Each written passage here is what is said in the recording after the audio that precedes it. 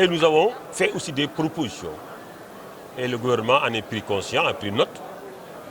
Aujourd'hui, c'est la conduite pour rencontrer de nouveau avec les institutions financières, les acteurs routiers, pour qu'on puisse marquer un pas.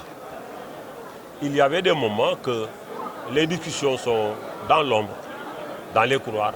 Maintenant, il est l'heure, comme le ministre l'a dit, pour que 2026, que le FDT soit visible partout.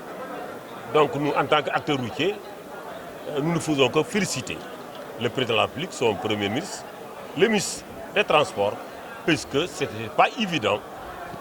On a tant d'années demandé le renouvellement du parc, mais en vain. Donc si l'État prend ses responsabilités de connaître les difficultés que non seulement les acteurs vivent, mais que les populations vivent, surtout avec les accidents, qui sont dus à la vétusté du parc. Donc je crois que ce jour est un jour pour tout le Sénégal, mais c'est un jour uniquement pour les acteurs routiers. Il est bon de renouveler le parc, mais le système de travail doit être aussi corrigé, puisque c'est un système qui ne répond pas aux normes en domaine de transport lourd comme transport passager. Donc il faut qu'on revoie le système de travail. Avec les banques, ils ont un système nouveau, qu'ils veulent collaborer avec les acteurs. Donc c'est pourquoi ils n'ont pas dit assemblée générale, ils ont dit table ronde, pour qu'on puisse échanger, les banques vont échanger avec nous, pour qu'on puisse trouver des solutions durables et économiques.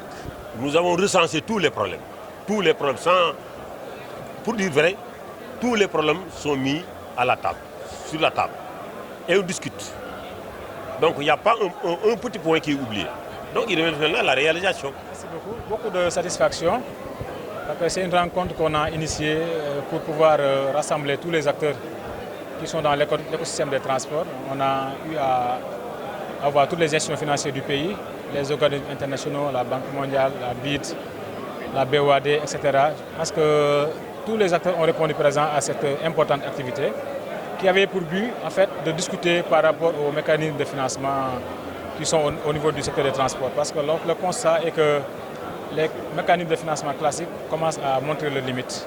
Les limites, c'est un peu de l'endettement classique. Donc on a voulu discuter avec eux pour voir ensemble comment essayer de diversifier les sources de financement et les mécanismes afin de mieux accompagner la modernisation du secteur des transports qui est un peu le poumon de notre économie. Donc comme l'a dit monsieur le ministre, il y a beaucoup d'avancées qui ont été faites depuis lors pour pouvoir renforcer les ressources et les dispositifs de financement que l'État a mis en place, dont le FDTT, pour qu'il puisse jouer pleinement son rôle de modernisation des systèmes de transport.